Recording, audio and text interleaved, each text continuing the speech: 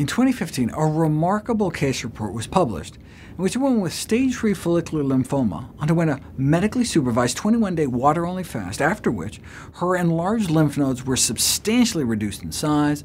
The patient then remained on a whole-food, plant-based diet, and at 6 and 9 months follow-up visits, she remained asymptomatic.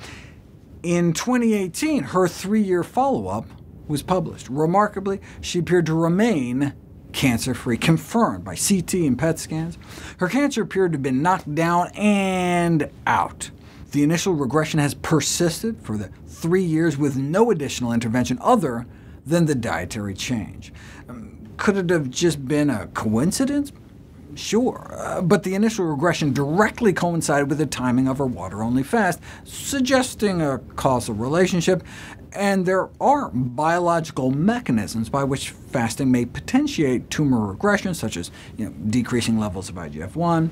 The term spontaneous regression of cancer is a misnomer. Obviously there was something that caused the regression, whether or not we know what it is.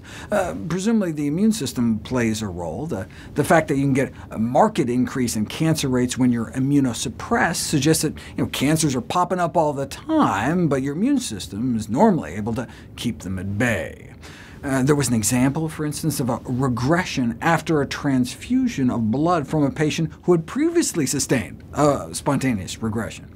Or cases of patients who had been free of metastases for 15 or 20 years, only to develop rapidly fatal metastases after some type of stress or shock that apparently sharply reduced their resistance.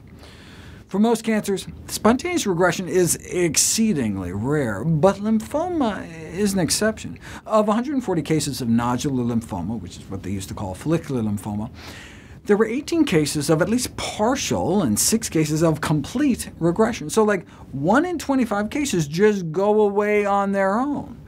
So when you have follicular lymphoma cases in which tumors shrink after any kind of treatment, in this case after some herbal supplement, you always have to ask, is this cause and effect, or just coincidence? Right? Elevated natural killing activity may be one of the possible mechanisms responsible for spontaneous regression of malignant lymphoma. Natural killer cells may be part of our first line of defense against cancer by destroying tumor cells. And if you compare the natural killer cell activity of those with malignant lymphoma that spontaneously regressed versus those whose cancer didn't, or control group, the spontaneous regression group do seem to be on the high end. How do we increase natural killer cell activity? Exercise can do it, unless apparently you're eating a high-fat diet. Those randomized to undergo an exercise training program on a high-fat diet actually suffered a decline in natural killer cell activity, suggesting training on a high-fat diet is detrimental to the immune system.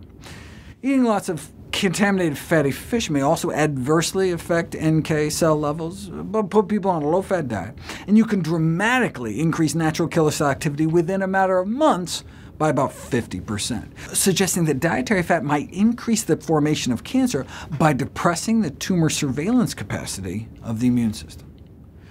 The bottom line, in terms of fasting, is that at present, long-term fasting in cancer treatment is supported only by some case reports, so more research desperately needed.